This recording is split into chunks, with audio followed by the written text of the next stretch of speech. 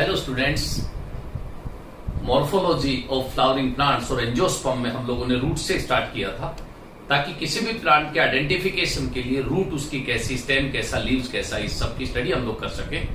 तो रूट्स में मैंने रूट की डेफिनेशन से लेके रूट के कैरेक्टरिस्टिक फीचर्स से लेके आप लोगों को इतना देख लिया था। मैंने कहा था आज वेरियस रीजन्स ऑफ रूट देखते हैं, फिर रूट की हम लोग टाइप्स देखेंगे और उनके मॉडिफिकेशंस देखेंगे।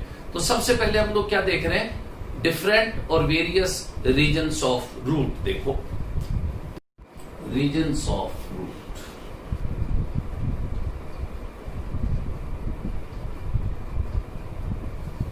किसी भी प्लांट की कोई से भी रूट, चाहे वो एडवेंटिशियस हो, चाहे वो कोई टैप रूट हो, चाहे वो फाइब्रस रूट हो, किसी भी रूट की अगर टर्मिनल पार्ट को हम देखेंगे तो उसमें कौन कौन से रीजन्स आप लोगों को देखने को मिलेंगे। देखना आप लोग, मैं किसी एक रूट का ये लॉन्गिट्यूडिनल सेक्शन आप लोगों को दिखाता हूं।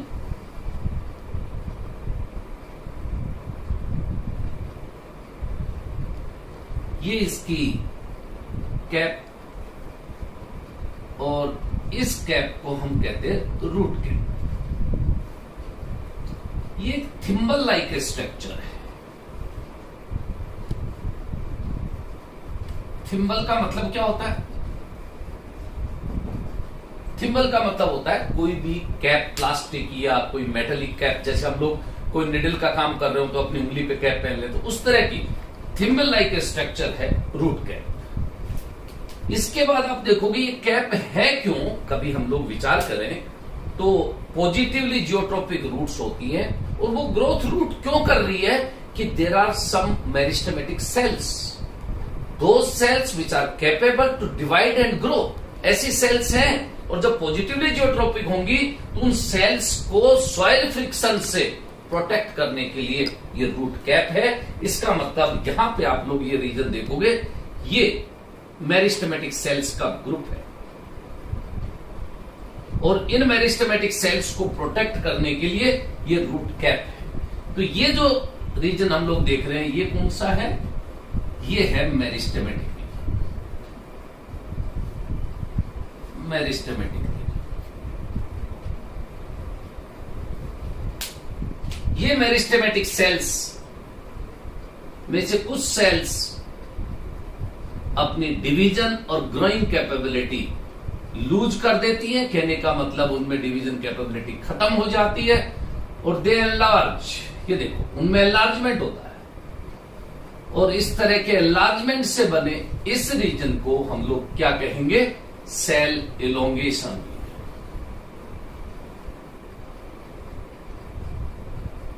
ये सेल इलोंगेशन रीजन है और सेल एनलार्जमेंट रीजन भी कहते हैं।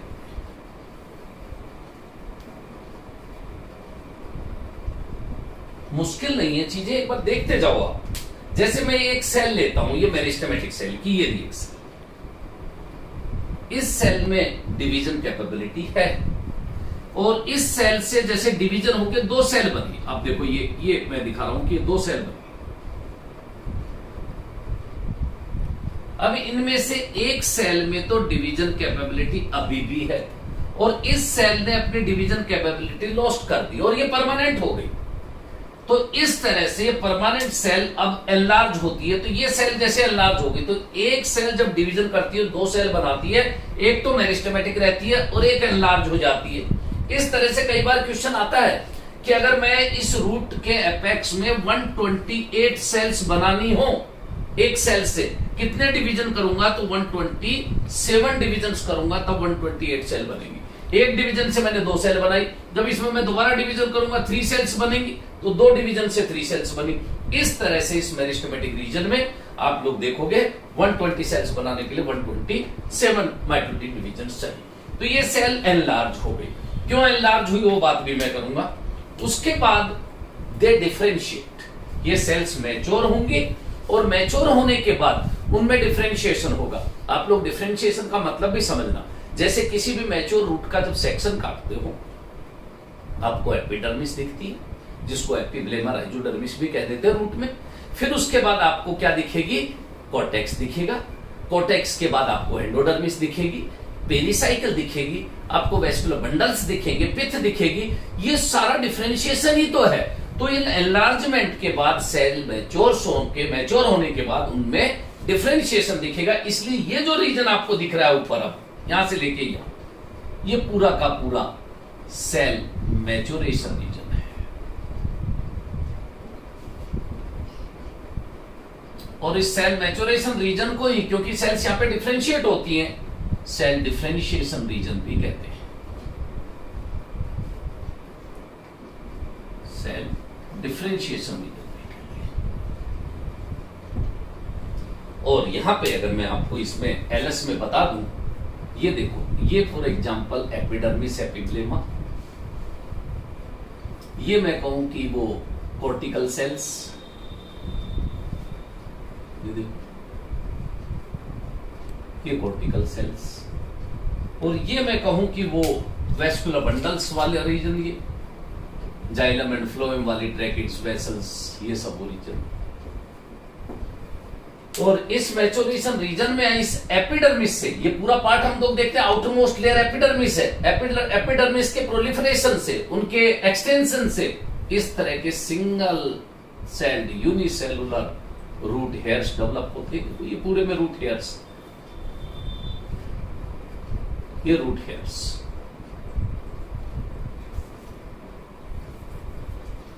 इसलिए इस पूरी जोन को जिसमें रूट हेयर्स हैं, रूट हेयर जोन कहते हैं। ये रूट हेयर जोन, मैक्सिमम जो वाटर मिनरल एब्जॉर्प्शन का काम है वो मैच्योरेशन रीजन की ये रूट हेयर जोन ही करती है। अब एक बार आप अपने पास रीजन देखो ध्यान से, डिफरेंट मैंने कहा ना रीजन ऑफ रूट कौन कौन से आए, ये रहा मेरिस्टेमेटिक रीजन, फिर दूसरा ये रहा सेल इलोंगेशन रीजन, फिर तीसरा अपने पास आया ये सेल मैच्योरेशन रीजन। मेन तो ये 3 रीजन अपने पास आए। एक एक अगर मैं रीजन को आप लोगों को बताऊं, देखो सबसे पहले यहां से स्टार्ट करता हूं, मेरिस्टेमेटिक।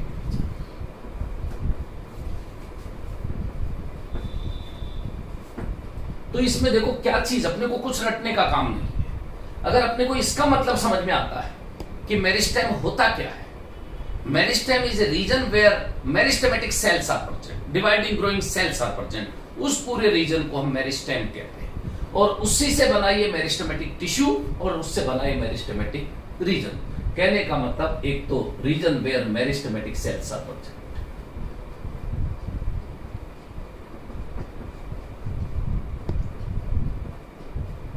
उस रीजन को हम मेरिस्टेमेटिक रीजन कहते हैं। दूसरी चीज, मेरिस्टेमेटिक क्यों बोला, सेल्स हैविंग डिवाइडिंग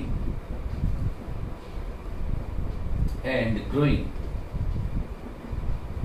कैपेबिलिटी, इन सेल्स में डिवीजन करने की, और डिवीजन होगी तो ग्रोथ होगी, वो कैपेबिलिटी मिलती है।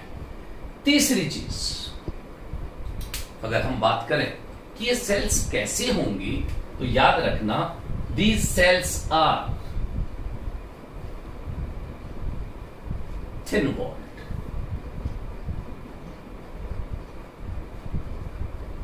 लिविंग, compactly arranged,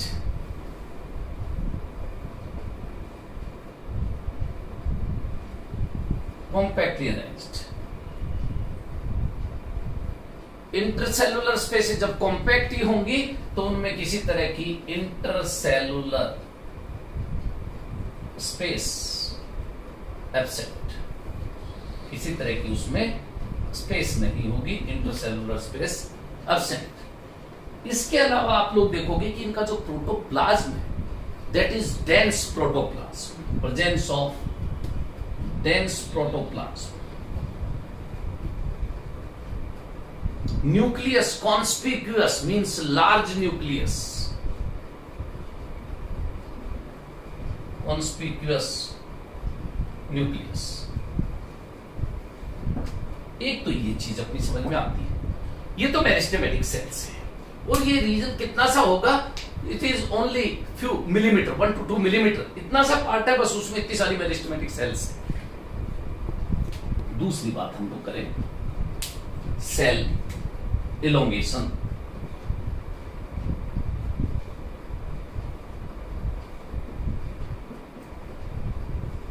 लेकिन इस सेल इलोंगेशन रीजन से पहले मैं आप लोगों को बता दूं कि इस मेरिस्टेमेटिक पूरे रीजन को प्रोटेक्ट करने के लिए मैंने अभी आप लोगों को क्या बताया कि इस पे रूट कैप होती है। और ये रूट कैप वैसे तो सिंपल होती है, सिंपल रूट कैप, लेकिन पीएमटी के लिए या किसी कॉम्पिटिटिव एग्जाम के लिए या किसी भी तरह का जो कोई आप लोगों के second grade, third grade, first grade, college education, इस तरह के कंपटीशन में भी अगर कोई क्वेश्चन आता है तो एक इंपॉर्टेंट क्वेश्चन बनता है कि multiple root cap is present in, and what is multiple root cap. तो देखो, अगर ये मैं कहूं कि ये मेरिस्टेमेटिक रीजन ये रहा और इसके ऊपर ये रूट कैप ऐसी हो, ये देखो, now it is known as multiple root cap.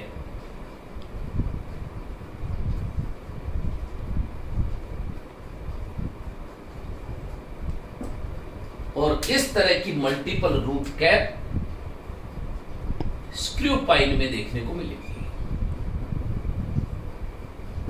और स्क्रू पाइन किसका नाम है? पेंडेनस, जिसमें स्टिल्ट रूट्स भी होती है पेंडेनस में, और जिसको हिंदी में हम लोग केवड़ा के नाम से जानते हैं। केवड़ा, इस तरह की मल्टीपल रूट कैप्स होती है।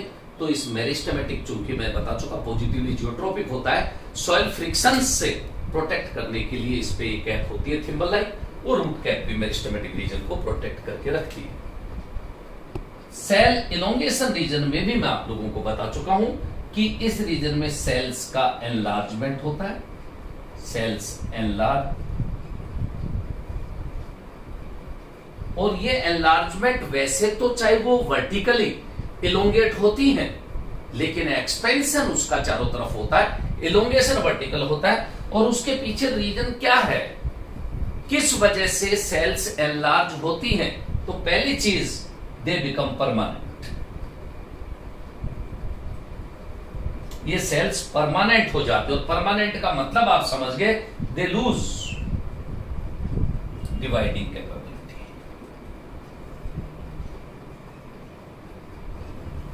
इनमें डिवीजन की कैपेबिलिटी खत्म हो जाती है।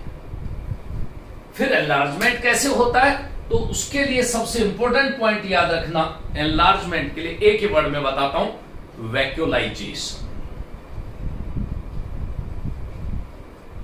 वैक्यूलाइजेशन मेरिस्टेमेटिक सेल्स में आप लोग जानते हो वैक्यूल्स नहीं होती है, अगर होती भी तो है तो they are very small in size, highly reduced होती है। लेकिन जैसे ही सेल परमानेंट हुई, उन वैक्यूल्स का फॉर्मेशन हुआ, स्मॉल वैक्यूल से एक लार्ज वैक्यूल बनी, और उस वैक्यूल से प्रोटोप्लाज्म का एक्सपेंशन हुआ, और प्रोटोप्लाज्म की वजह से सेल वॉल एक्सपेंड हुई। और मेन जो कारण है इस एनलार्जमेंट का, उसको हम कहते हैं वैक्यूलाइजेशन।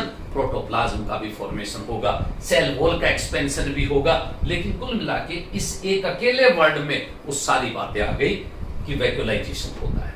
बात याद रखना, अगर कोई भी इस पूरे रीजन्स में कोई पूछे कि बताओ इस रूट का बेस कहां है, बेसल पार्ट कहां है, और इसका टर्मिनल पार्ट कहां है, तो याद रखना कभी भी इस मेरिस्टेमेटिक रीजन को इसका बेस मत बताना। बेस तो यहां है, जहां से वो प्राइमरी रूट भी अगर देख रहे हैं ग्रोथ हो रही है, तो टर्मिनल पार्ट है। लेकिन जैसे वर्ड आता है कोई प्रोक्सिमल, इसका मतलब इस मेरिस्टेमेटिक रीजन के पास ये प्रोक्सिमल सेल एनलार्जमेंट है। इस सेल एनलार्जमेंट का प्रोक्सिमल, जैसे आप देखें तो ये मेरिस्टेमेटिक का ये कौन सा, maturation region means differentiation region आ जाता है। तो बेस से अगर मैं टर्मिनल एंड की तरफ जाऊंगा, तो पहले मैं कहूंगा मैच्योरेशन, फिर मैं कहूंगा सेल एनलार्जमेंट, फिर कहूंगा मैं मेरिस्टेमेटिक, फिर कहूंगा मैं रूट कैप, ये सीक्वेंस चलती है। तो इस तरह से सेल्स का क्या हो जाता है, एनलार्जमेंट हो जाता है, प्रोटोप्लाज्म का फॉर्मेशन होता है, सेल वॉल का एक्सपेंशन होता है, और वैक्यूलाइजेशन की वजह से ये सेल का एनलार्जमेंट होता है। याद रखना एक बात, रूट की जो लेंथ इंक्रीज होती है मेन, वो मेन लेंथ इंक्रीज इस मेरिस्टेमेटिक से नहीं हो रही, सेल्स के एनलार्जमेंट से मेन जो ग्रोथ हो रही है वो इलोंगेशन हो रहा है, उससे रूट का वो इस सेल एनलार्जमेंट रीजन से हो रहा है। ये जरूर ध्यान रखना, मैक्सिमम जो लेंथ इंक्रीज होती है वो इस सेल एनलार्जमेंट से होती है। तीसरी बात हम लोगों ने क्या करी, सेल मैच्योरेशन रीजन।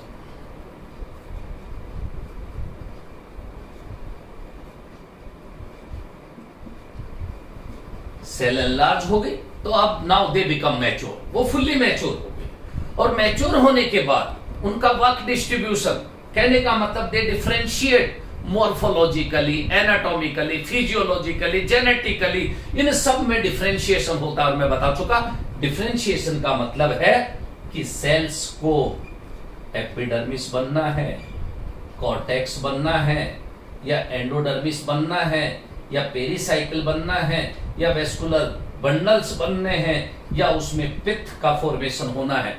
ये सेल्स का डिफरेंशिएशन होता है। और ये डिफरेंशिएशन चाहे मॉर्फोलॉजिकल हो, चाहे एनाटॉमिकल हो, चाहे वो फिजियोलॉजिकल हो, इस तरह का डिफरेंशिएशन उन सेल्स में होता है। तो सेल्स मैच्योर होती है इलोंगेशन के बाद, और फिर दे डिफरेंशिएट, और डिफरेंशिएट होके वो डिफरेंट टिश्यू में डिफरेंशिएट हो जाती है। और उस डिफरेंशिएशन के बाद एक वर्ड और मैं बोलूंगा, अगर आप लोगों ने नाम सुना हो, अपोजिशन एंड इंटुससेप्शन। ये दो वर्ड अगर आप लोगों ने सुने हो कि सेल जब मैच्योर हो जाती है तो उसमें डिपोजिशन होता है मिनरल्स का, डिपोजिशन होता है क्यूटिन का, डिपोजिशन होता है किसी में सुबेरिन का, डिपोजिशन होता है किसी में किसी क्रिस्टल्स का, इस तरह के डिपोजिशन होते हैं, डिपोजिशन लिग्निन का। तो अगर उसकी सेल वॉल में इस तरह के डिपोजिशन हो, जैसे लिग्निन का डिपोजिशन हो गया, मैंने कहा लिग्निफिकेशन हो गया, क्यूटिन का डिपोजिशन हुआ, मैंने कहा क्यूटिनाइजेशन हो गया, उसमें मिनरल्स का डिपोजिशन हुआ, मैंने कहा मिनरलाइजेशन हो गया, उसमें सुबेरिन का डिपोजिशन हुआ, मैंने कहा सुबेराइजेशन हो गया। कहने का मतलब, और वो जो डिपोजिशन है अगर वो लेयर की फॉर्म में होता है, अगर एक लेयर की फॉर्म में, उसे हम कहते हैं अपोजिशन। और अगर वो डिपोजिशन ग्रेन्यूल्स की फॉर्म में होता है, ऐसे ग्रेन्यूल्स की, दैट इज नोन एज इंटुससेप्शन। तो ये दो वर्ड भी अपने लिए बहुत इंपॉर्टेंट है, अपोजिशन एंड इंटुससेप्शन। ये सारा काम कहां हो रहा है, इस सेल मैच्योरेशन रीजन में हो रहा है। तो ये डिफरेंशिएट हो जाती है, और डिफरेंशिएट होने के बाद जैसा मैंने आप लोगों को यहां बताया, देखो एपिडर्मिस बन गए, कॉर्टेक्स बन गया, वेस्कुलर बंडल्स बन गए, और उसके बाद इस डिफरेंशिएशन रीजन में ही वाटर एंड मिनरल एब्जॉर्प्शन के लिए रूट हेयर्स बनने लगते हैं। कैसे बनते हैं मैं आप लोगों को बताऊं। देखो ये रही मेरे पास एपिडर्मिस, ये देखो ये एपिडर्मिस, जिसको एपिप्लेमा भी बोला, राइजोडर्मिस भी बोला, and some cells of epiblema और राइजोडर्मिस। ये देखो ये इलोंगेट हो, ये इलोंगेट हो। इस प्रोलिफरेशन को, ये है तो एपिडर्मल सेल ही है, देखो इसको नाम दे दिया हमने क्या, रूट हेयर। तो इस तरह से रूट हेयर इस मैच्योरेशन रीजन में ही दिखेंगे, और वाटर मिनरल का एब्जॉर्प्शन यही करेंगे। अगर मैं इन रूट हेयर्स के लिए आप लोगों को कुछ क्वेश्चंस की बात करूं, पहली बात याद रखनी है, root hairs are always unicellular,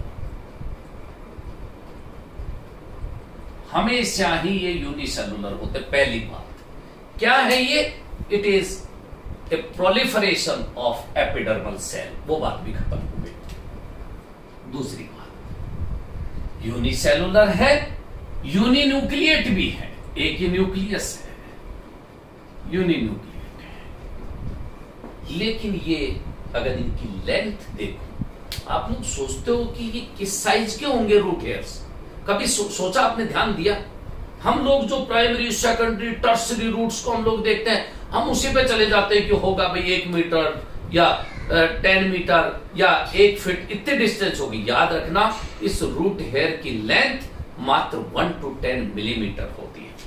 अगर मैं इस रूट हेयर का साइज देखूं ना, ये यहाँ पे मैं अलग से बना के बताता हूं, अगर मैं इसका ये साइज देखूं, ये तो ये आप देखोगे मात्र 1 to 10 मिलीमीटर है। ये यहां से लेके यहां तक अगर मैं कहूं तो कितना है साइज, 1 to 10 मिलीमीटर, बस इतना सा, अप टू 1 सेंटीमीटर इसकी लेंथ होती है। एक बात तो ये ध्यान में रखने की है। दूसरी बात एक और इंपॉर्टेंट, कि इसकी जो सेल वॉल की आउटर लेयर है, ये आउटर लेयर, ये बहुत इंपॉर्टेंट क्वेश्चंस में से एक बनता है। आउटर लेयर किसकी बनी होती है, तो बोलना पैक्टिन की, और इनर लेयर इसकी किसकी बनी होती है, सेलुलोज की। आउटर पैक्टिन की इसलिए होती है कि पैक्टिन सीमेंट का काम करता है, और इस रूट हेयर के अराउंड सॉइल पार्टिकल्स एडहेर रहे, उसके चिपके रहे, तो उस एडहेरेंस के लिए ये पैक्टिन होता है आउटर साइड और सेलुलोज होता है इनसाइड। और इसी वजह से आप लोग देखोगे कि सारे सॉइल पार्टिकल्स इस रूट हेयर के अराउंड ही रहते हैं, और उस पूरे पार्ट को फिर राइजोस्फेयर हम लोग कह देते हैं, राइजोस्फेयर। तो इस तरह से पैक्टिन की बात याद रखना, आउटर, सेलुलोज की इनर। तो ये अपने पास यूनिसेलुलर, यूनिन्यूक्लियेट। एक चीज और, ये रूट हेयर्स है, ये एफीमेरल है, एफीमेरल। और एफीमेरल का मतलब समझ गए आप, शॉर्ट लिव्ड है, नए बनते रहते हैं, डैमेज होते रहते हैं, नए बनते रहते हैं। लेकिन ये मत समझना कि जैसे इतनी बड़ी रूट है तो उस रूट में ये पार्ट तो अपने पास हो गया, पूरा ऊपर मेरिस्टेमेटिक, ये पूरा मैच्योरेशन रीजन है, उसमें केवल जो सेल इनोंगेशन रीजन के पास मैच्योरेशन रीजन है उसमें रूट हेयर्स मिलते हैं। ये जरूर ध्यान रखना अपने को। अब मैं एक चीज और बताता हूं कि ये पूरा हमने रीजन्स तो देख लिए।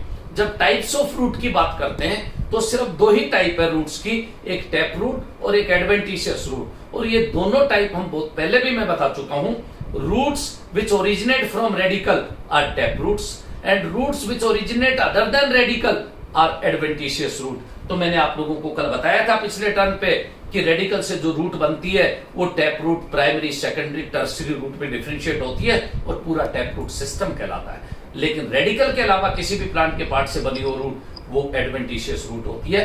हम लोग टैप रूट और एडवेंटिशियस रूट तो देख चुके, लेकिन नेक्स्ट टर्न पे मैं आप लोगों को modifications of tap root and modifications of adventitious root बताऊंगा। उसके बाद फंक्शन ऑलमोस्ट हम लोग देख चुके, ये नेक्स्ट टर्न पे देखेंगे। Thank you.